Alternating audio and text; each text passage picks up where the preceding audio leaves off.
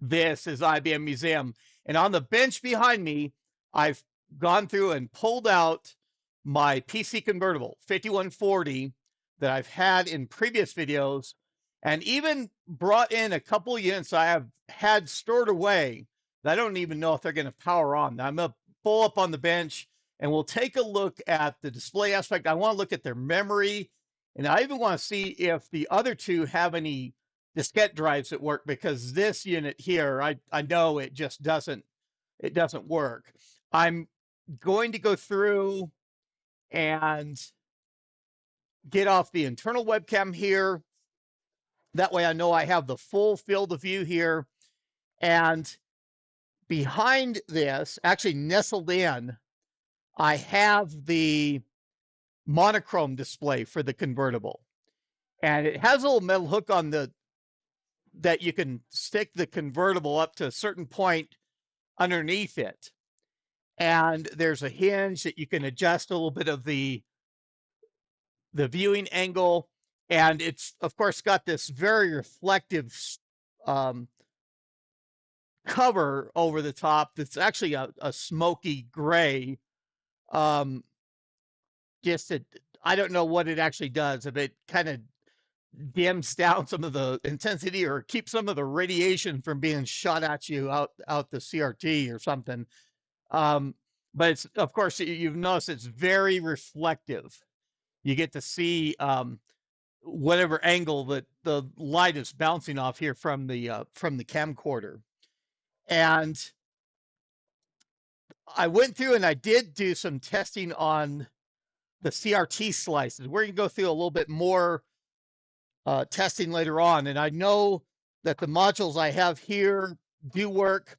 I'll go through and connect them on actually to the other convertibles, and just in the hope that those other 5140 units will work for me.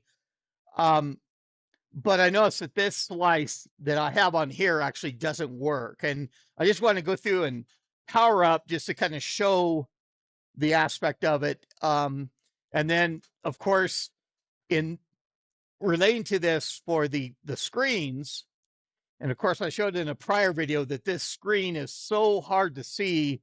That's why I like that video capture. We may get into an aspect for that on those other units.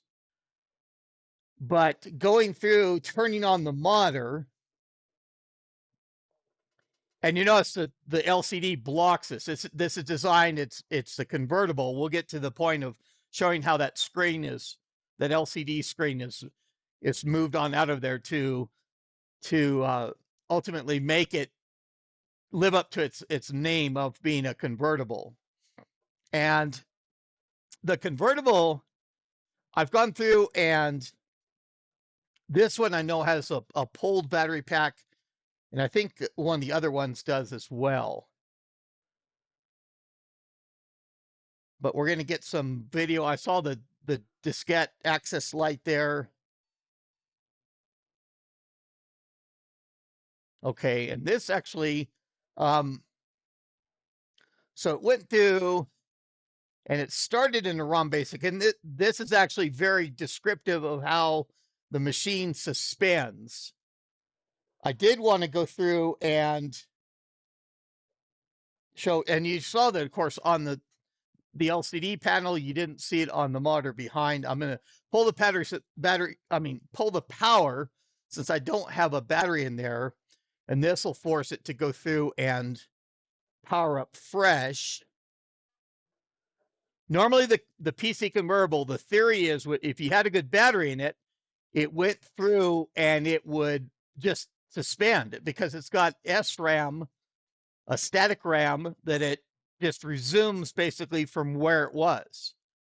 As long as you had battery power there to go through and to save the contents of those RAM, you could basically go on the road.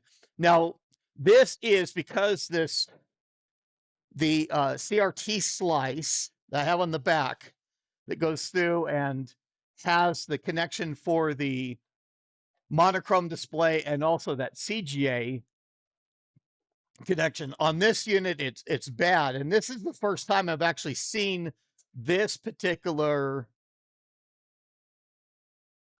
error of that IO and that 0501 error show, and that's that ultimately the CRT slice is bad. And that's giving us a set clock symbol and telling us to press the F1 key. We don't have a diskette in the drive. It goes through and does that animation and then flips us over into the ROM basic. You notice nothing came up. I mean, if you see the reflection, but nothing came up on the CRT, the monochrome monitor behind otherwise, because that was bad. Excuse me, the CRT slice that's on this is bad. And so let's get back zoomed out.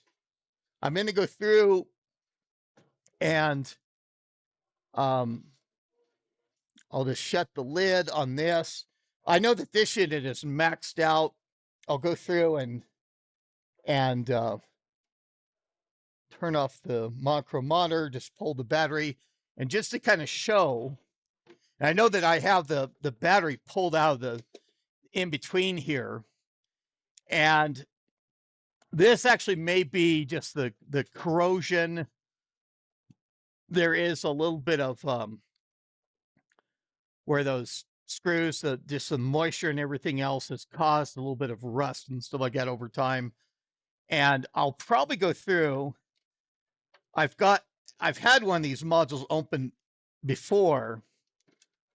I actually have this in here that I've got one of the panels off it, and it shows there's the circuit boards that are in there and how it has a little bus connector basically that taps into here. I've got that off somewhere as well. But I'll probably go through and swap these boards, and just to that these boards actually may be in better condition, and just the in this, I mean, as long as it's visually complete, I can use it for the same thing to kind of show what's inside there. So this slice is kind of bad.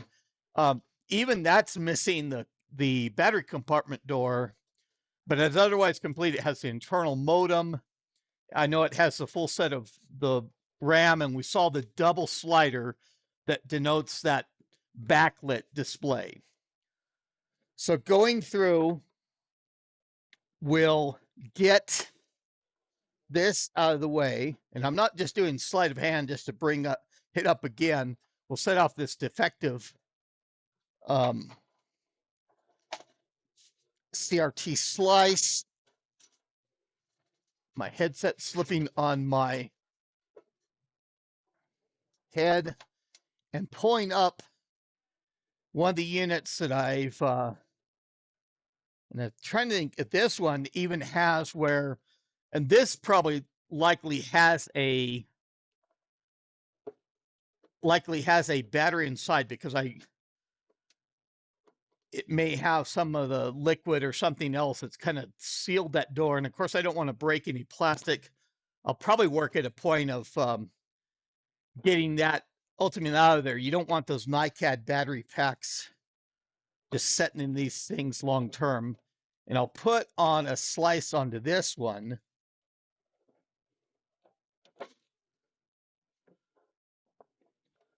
To go through and do testing. Of course, we see the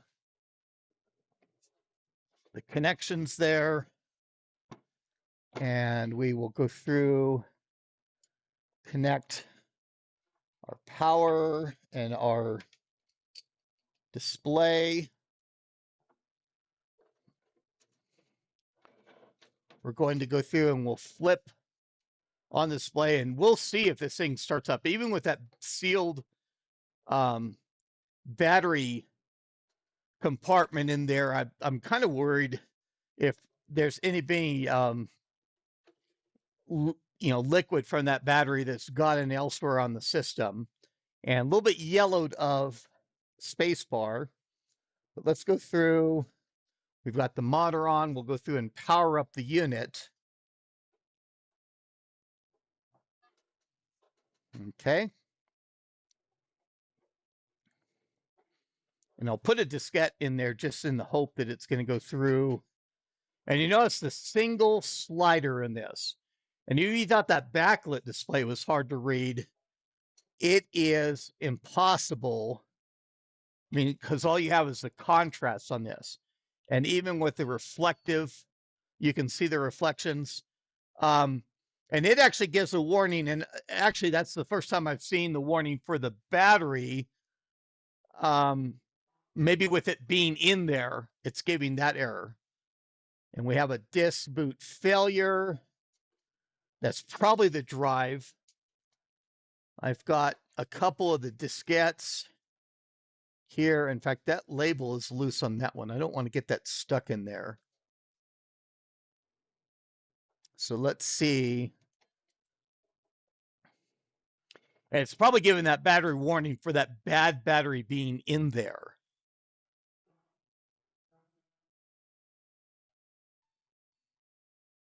Okay, gives us the same thing of the clock and the battery.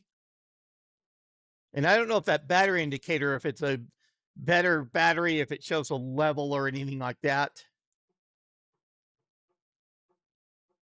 Well, that's getting farther. Now, there is the image for this startup disk. And we see there that we've got display in the back. It actually goes through and has dimmed this display, which is perfectly fine. So going through, you just pop that down and you can pull that display out of there to make it the convertible. So we'll set that aside, and nice intricate screen. In fact, it'd be really good to get this on the video capture just to show it a little bit better. And it shows the version. That version 1.3 didn't read correctly, and I don't know what version marking that is, that starter disk with the app selector that's back there in the background. Maybe the latest version, that may be that 1.03 or whatever it is. Let me go through. I want to, and this should have saved the settings from when I used it last time on a CGA type display. So we'll go through to there, and both displays are able to run at the same time. So if I do video capture, we'll see it both places. Okay, I'm going to have to steal the USB from over here. Oh, and I've got stuff, like cord. Let me get that loose.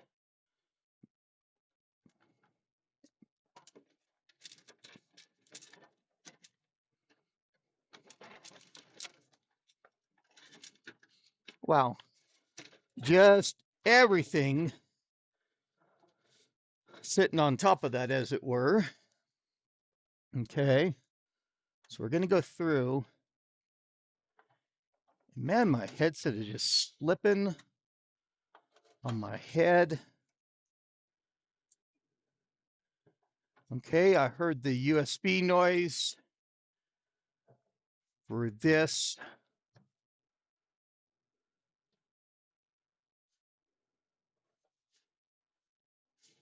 Going active, and I need to make sure I have my source. Let's get me back on the screen. Okay. And I'm going to go through and pause temporarily here. Okay, so there I've got it. And I'll probably even move things around a little bit. In fact, let me go through. I can make this a little bit larger, and I'll probably see if I just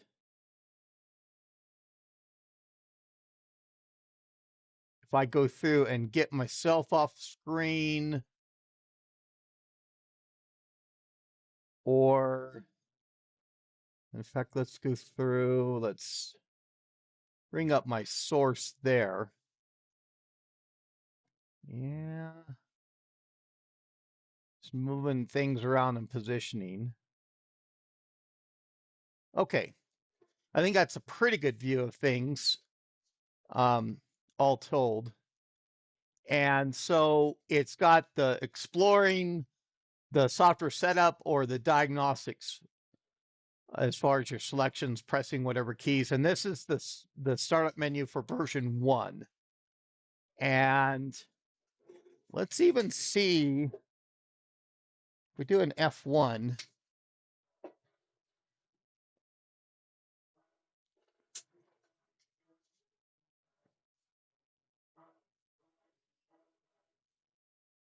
so it appears that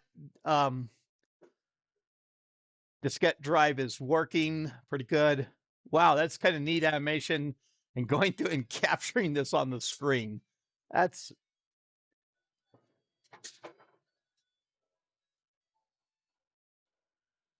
even making little sounds. Okay.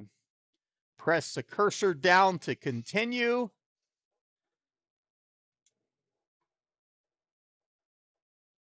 And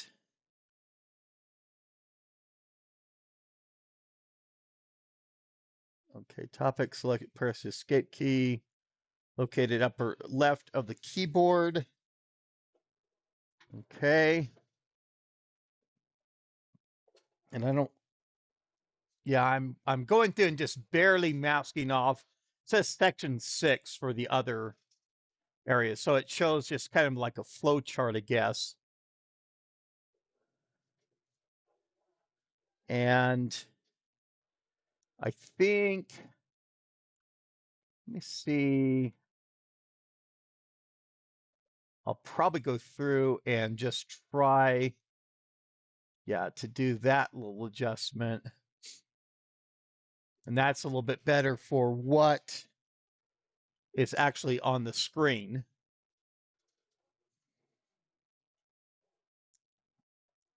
Okay. So it just has instructions on how to go through between the panels. Okay. Proceed to the next panel, review the previous panel, return to the topic selection menu, cursor down. Okay. And that's still sizing itself.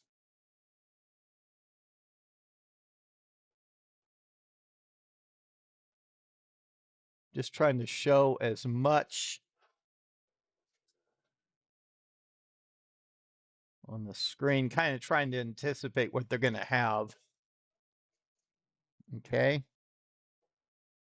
So there we have the escape for the menu, going back, if we do the up cursor key, to the previous menu and then to the next. And the cursor is an underscore line like this. It goes through and it highlights the current selection.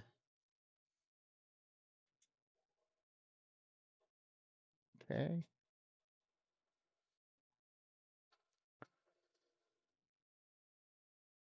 Okay. Didn't we see that?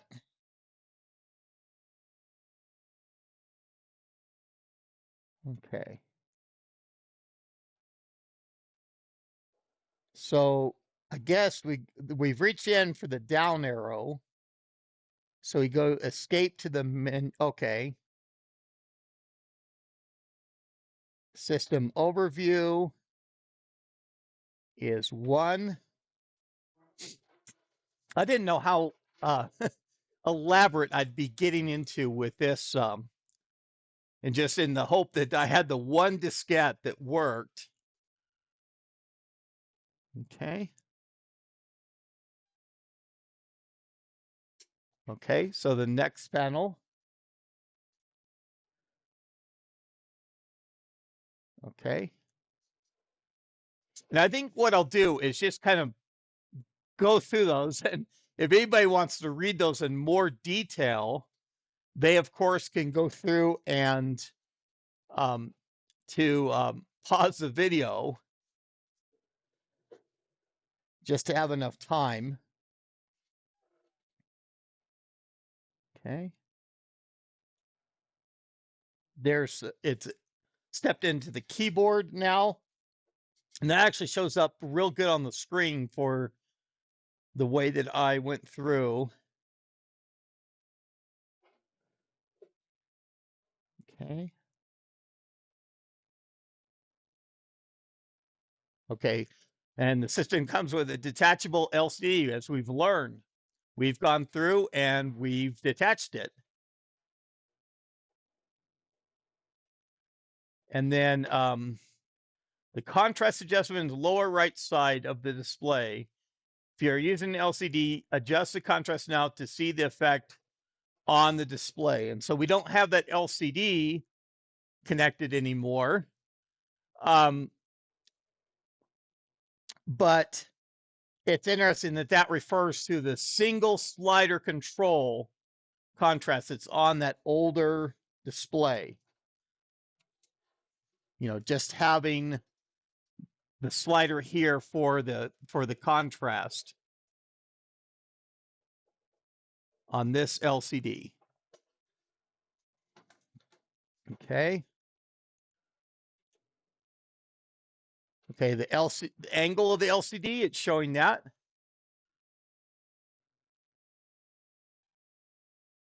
Okay.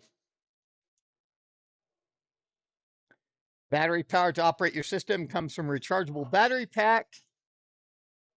And of course, those battery packs are, you know, at least I'm getting word that those things are being rebuilt at this point to get them in operation, because I don't think a NiCad battery pack that's close to 30 years old,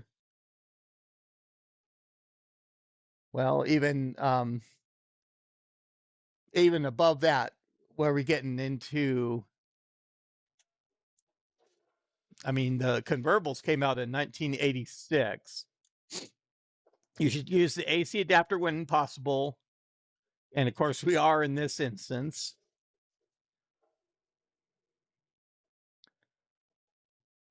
Okay, energy in the battery pack is monitored by the computer. If the energy becomes low while operating on battery power, the beep sound, press F1 now to hear the signal.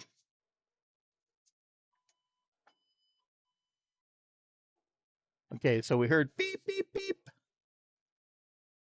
Okay. And if you're using the AC adapter and battery power is low, battery symbol appears in the upper right-hand corner of the display. Consult the guide to operations for what to do when your battery power becomes low. Okay. Many options are available for your system. For example, you may remove the LCD and attach an optional CRT display adapter to the rear of the system. This allows you to attach different types of displays. And so we've detached the LCD. Did you ever think, when the convertible designers showed this particular graphic, wrote this text, that they thought it would be able to be captured and shown in a video this way? I mean, especially for these clean of graphics, this good of video capture.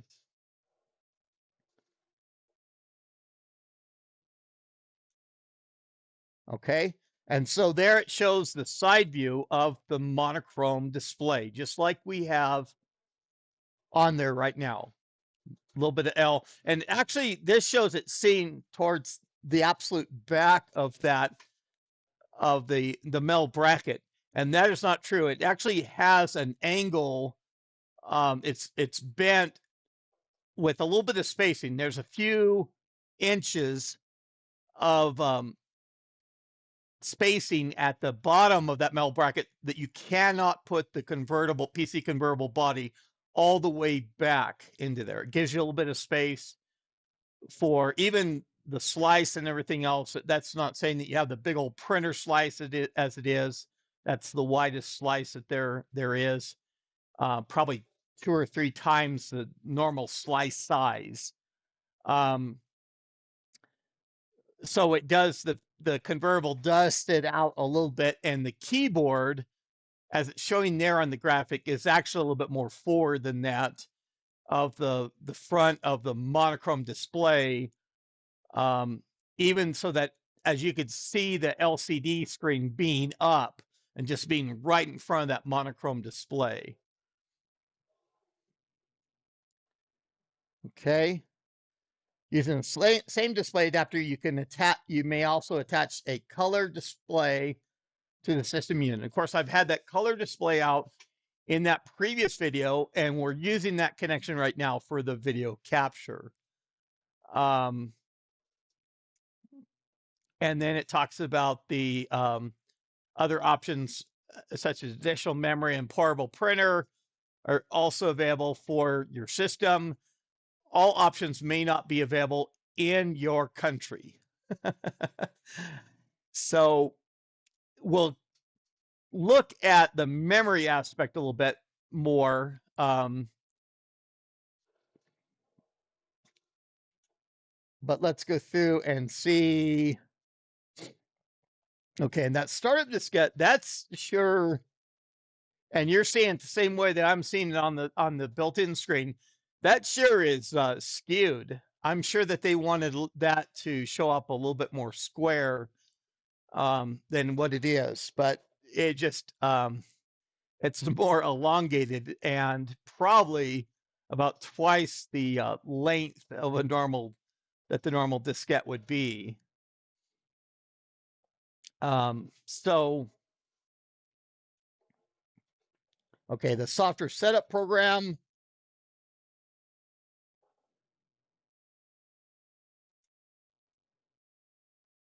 Okay, section 6 of exploring discusses the software program in detail.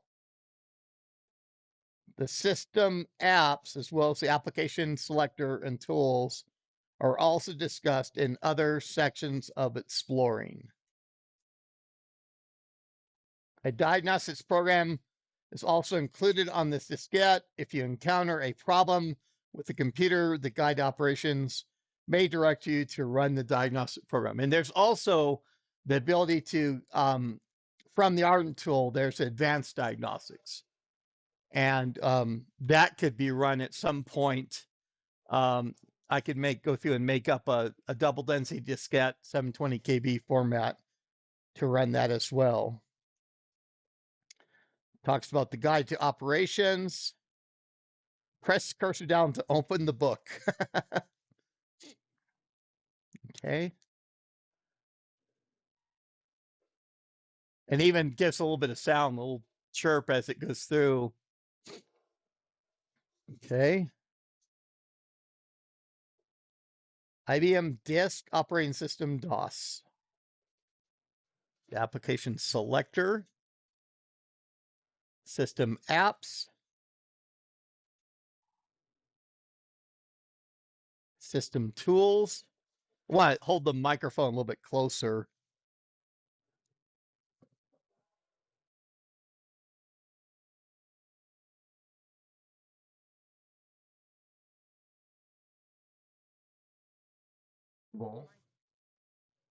Oh, it says mic unmuted when as soon as I put it back to my head. So it's probably even muted for the time that I had it down there. Problem procedures. and complete the section. So escaping to the menu.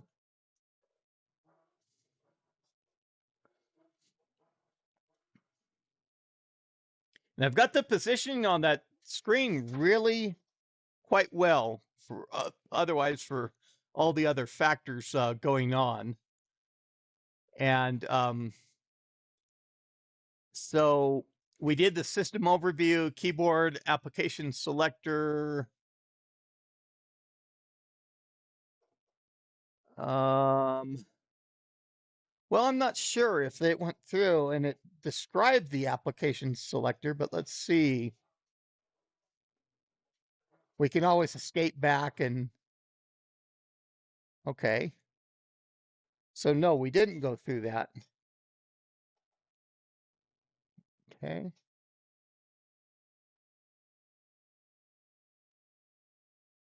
Okay, loading applications, suspending applications, messages and prompts.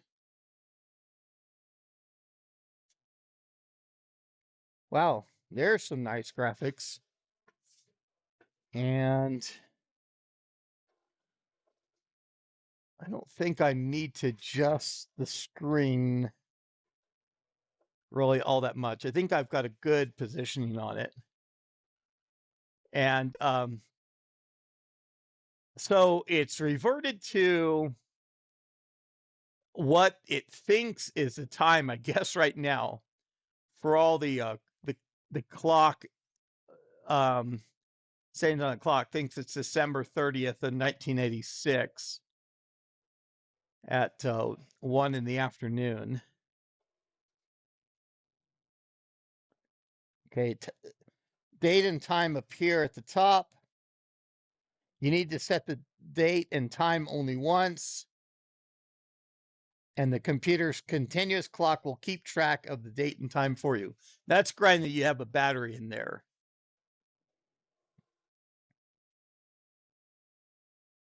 Okay.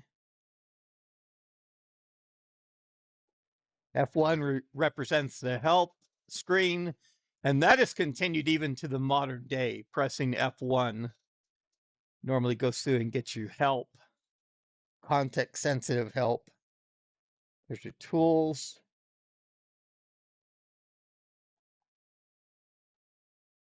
The note writer, schedule and phone list.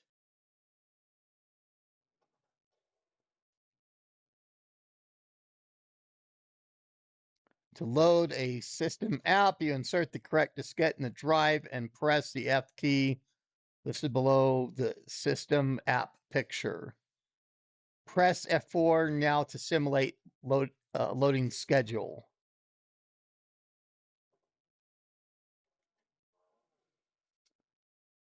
Okay.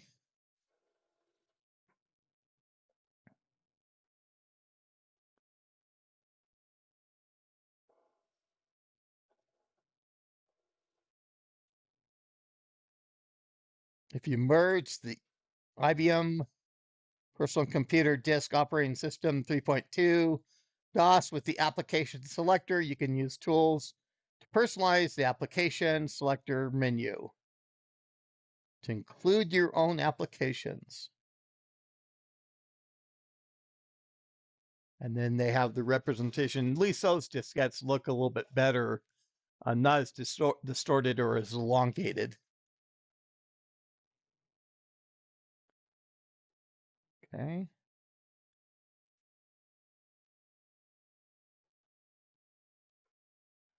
Include up to 18 applications. 8 of these applications are represented by the keys F3 through F10. Press and hold the Shift key now.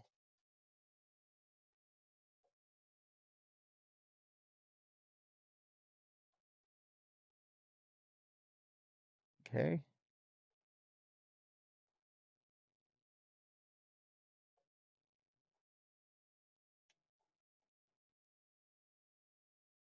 Okay, to the next.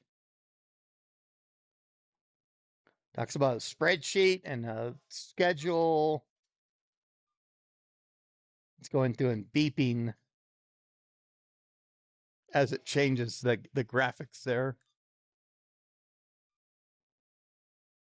Suspend and return.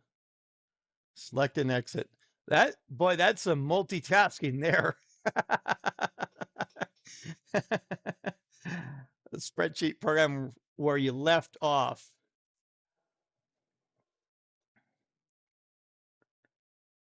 Okay.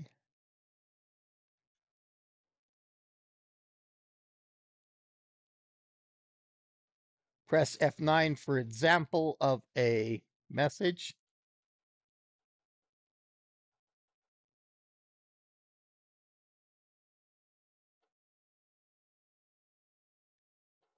Okay.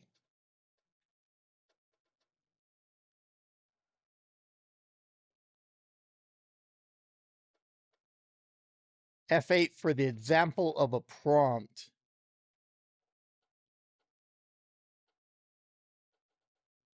Okay. So you have down at the bottom, you have that retry or cancel.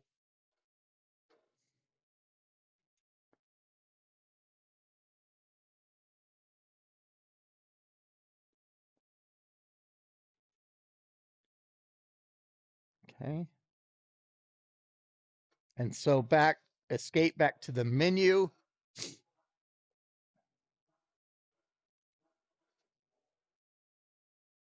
Okay. The tools.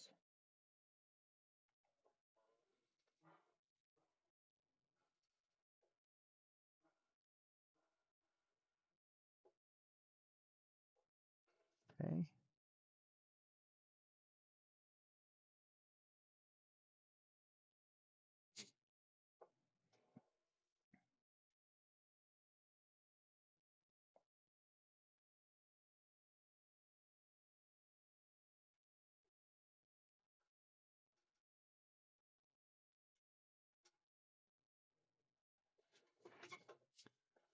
Okay. You have different diskette.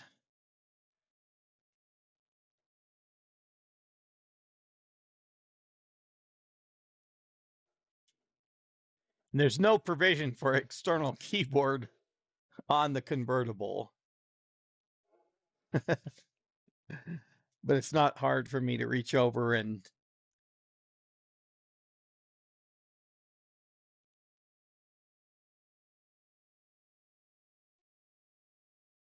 okay, press F4.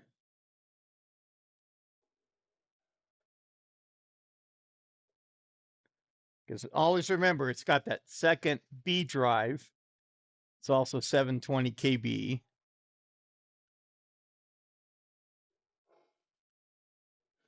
To another diskette to give to a friend.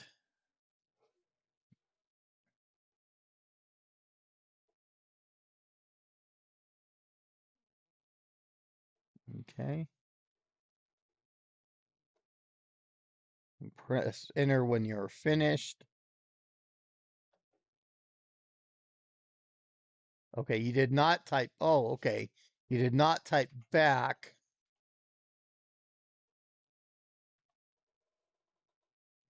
And then press enter when you're finished.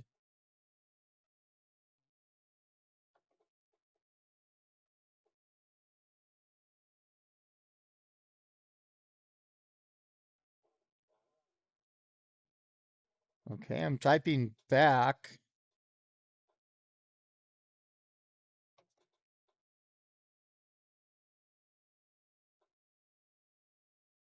You're upper or lowercase and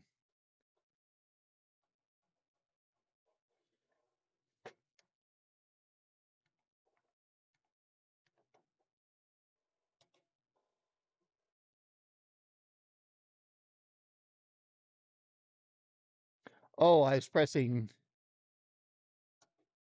well, the enter key.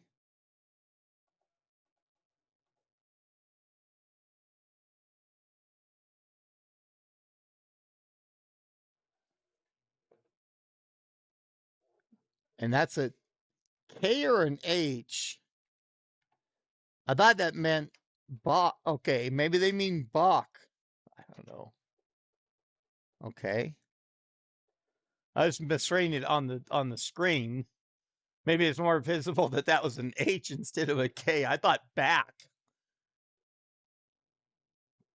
Okay. And it talks about that right diskette drive called drive B.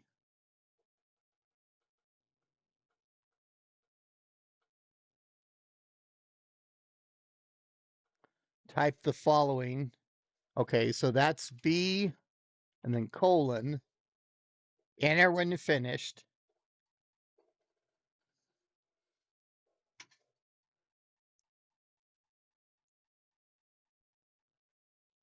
I wish I could easily do an audio capture too. And there we have the distorted diskettes again.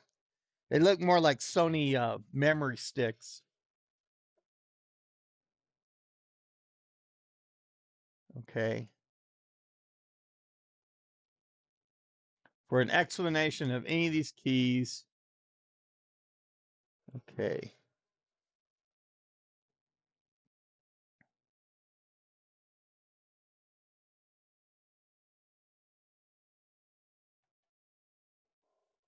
Okay, that's a directory. There's a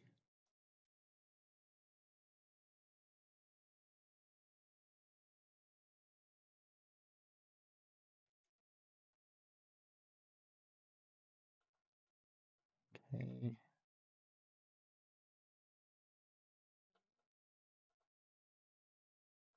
So then there's for the print.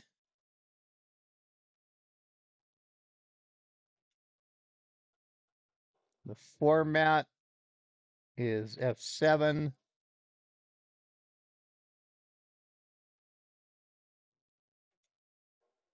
And then our disk copy is F6. And then the erase is F5.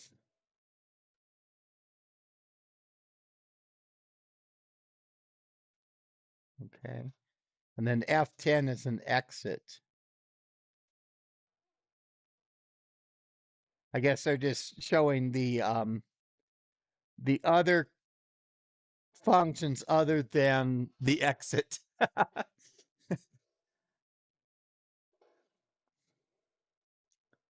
Okay, so back to the menu.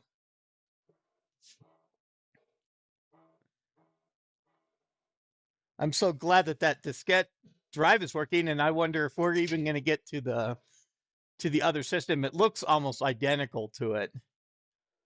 So we went the tools. Okay.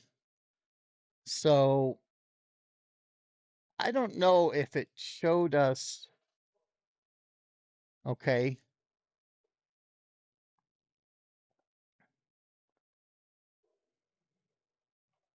Note writer.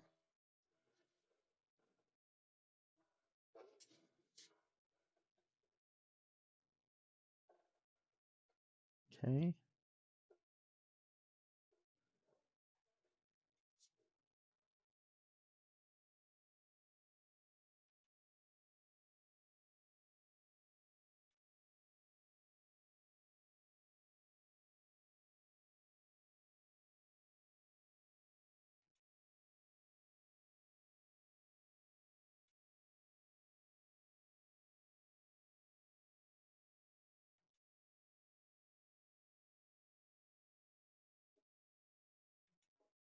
And at least the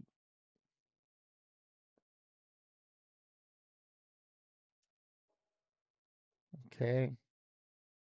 And it talks about the F keys down at the bottom, and this being very similar to the typewriter display that I had up in a previous video recently. And you're seeing blue on the screen. I'm, of course, the green on that monochrome CRT.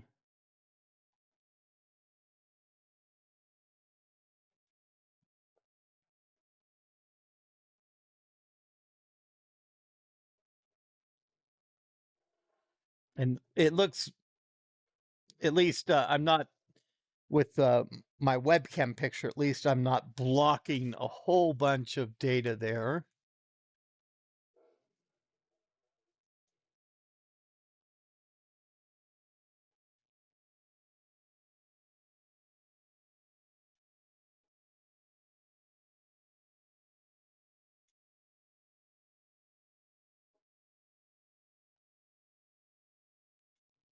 Okay.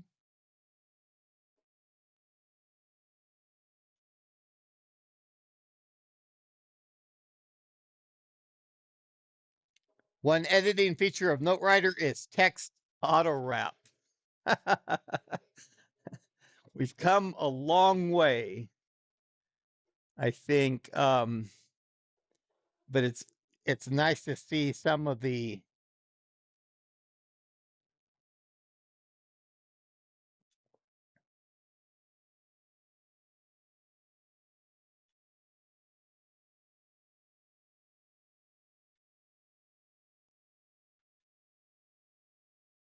okay. So,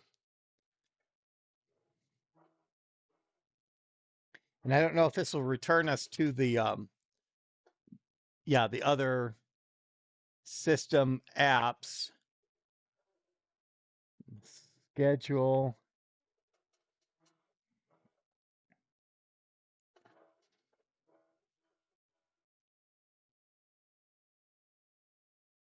Okay.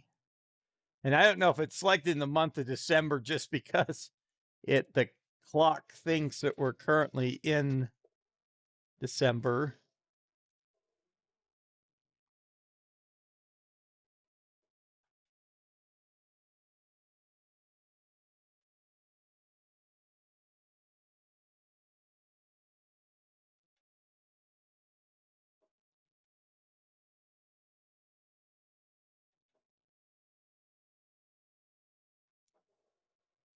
Type the following either upper or lowercase.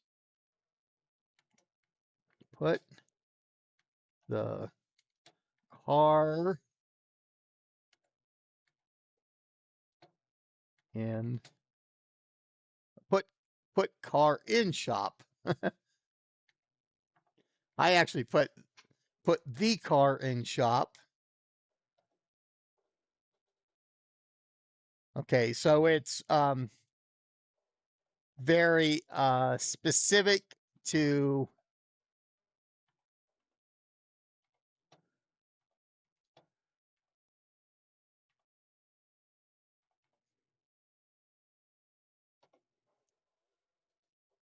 okay, meet John Jones.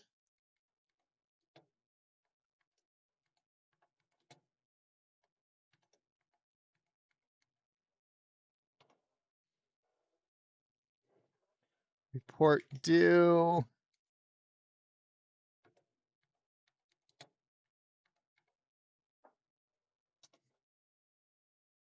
Setting alarms.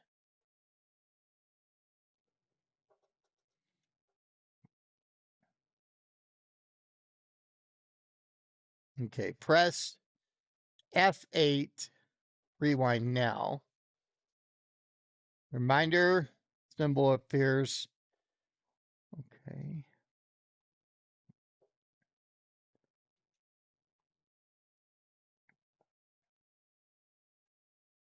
Press F2. Type in a.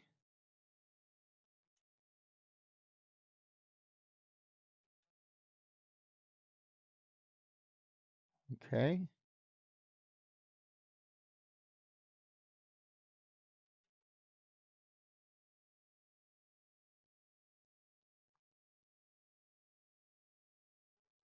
Press F7.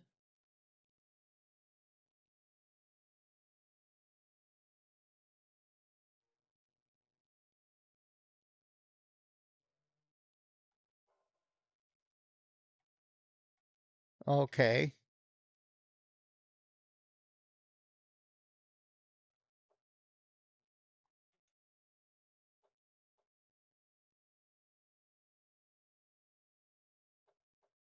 Okay, cursor right 2 times. Press F8 to add a reminder for Saturday.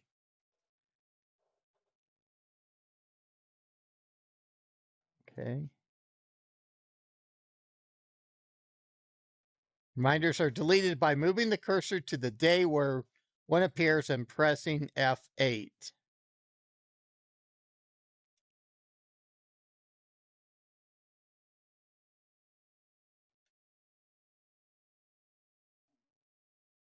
Okay.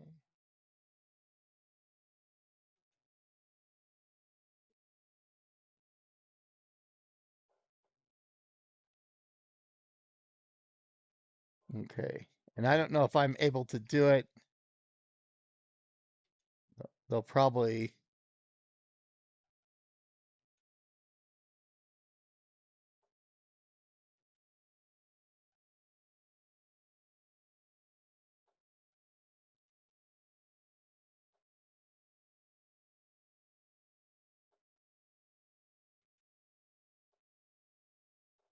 Okay.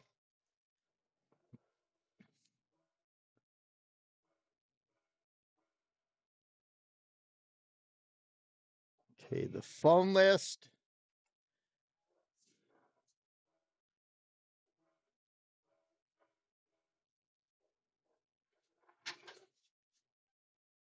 Little graphic of a phone there. And the coily cord. Our phones don't have cords too much anymore. Well, some do.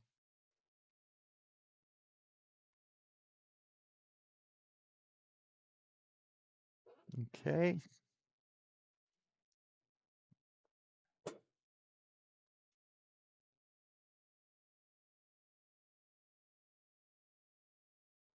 Okay, press F4 for edit.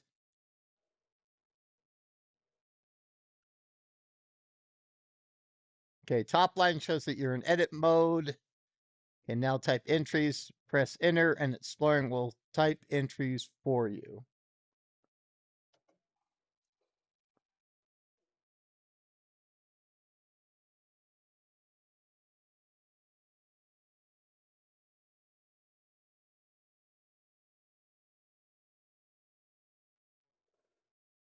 Okay, press F3 to save. Okay, and to save it to phone list.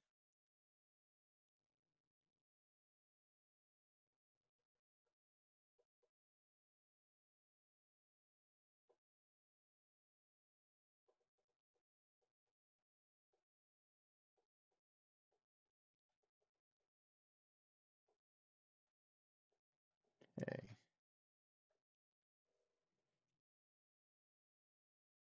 Press F4 for find. And we want to look up the name Brown.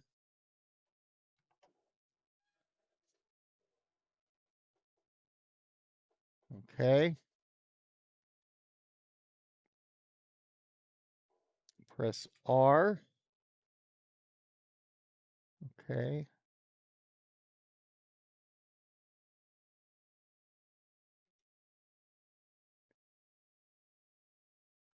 Automatic dialing is another feature of the phone list. This feature is available if you include the modem with your system and connected the modem to a telephone.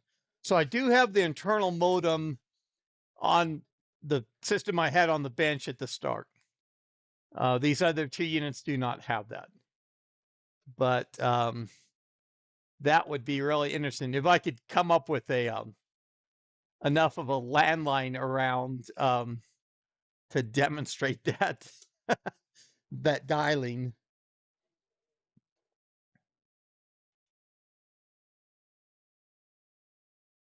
Okay, press F3 to dial the number.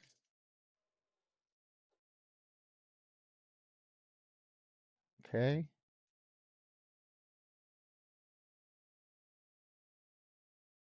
Okay, ringing, please pick up phone, then press escape.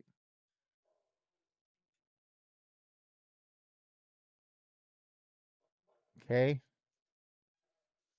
Back to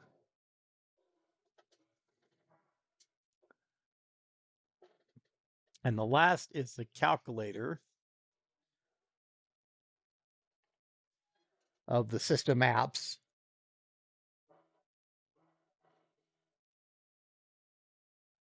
Okay.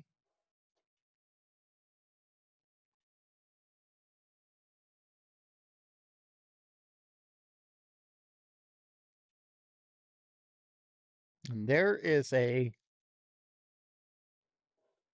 calculator, and of course on the keyboard for the PC Convertible, it has the numeric overlay.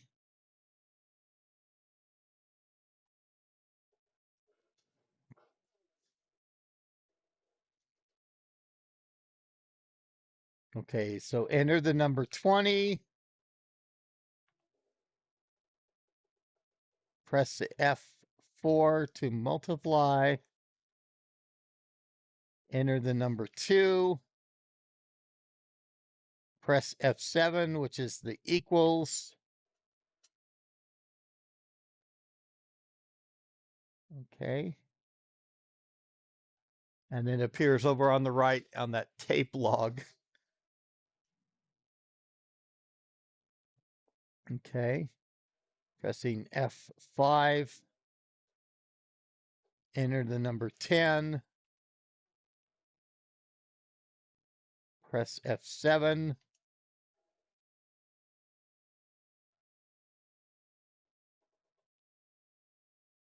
Okay.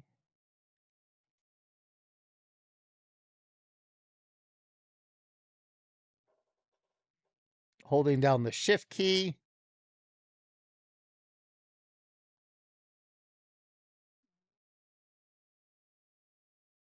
And we have the little, down at the bottom, we have it change when we press the shift key.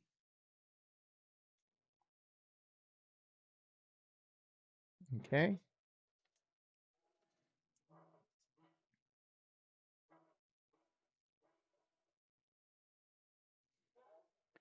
And escape.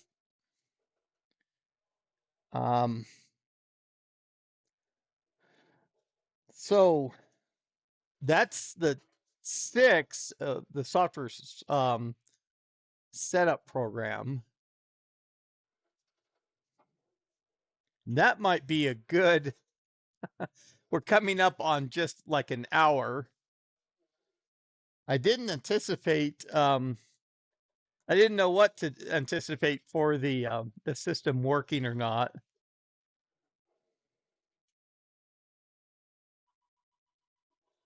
So the little distorted diskette moves to the big distorted diskette.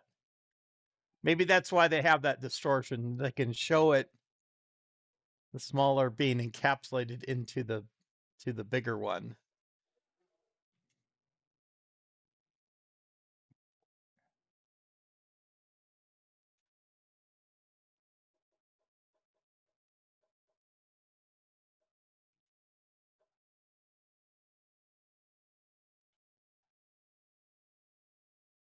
Okay.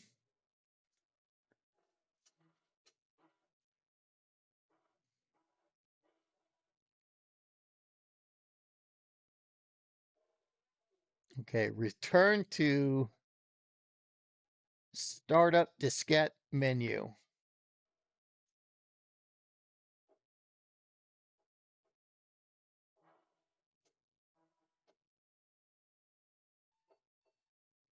Okay, and that apparently did like a reboot. It's telling us the time and date aren't set. I think that'll automatically clear.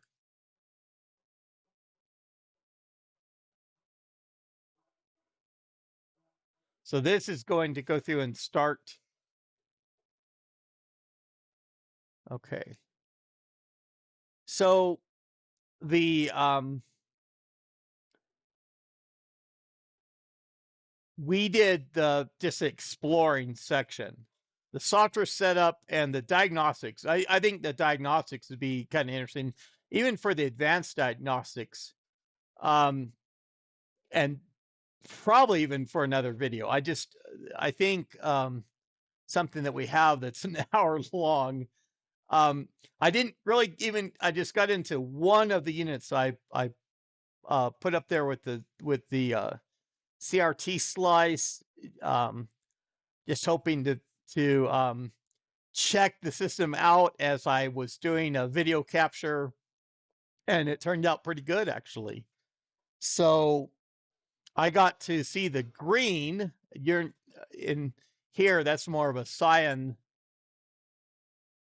color on this screen, but I think that's another video. I can go through and continue and have some other topics about.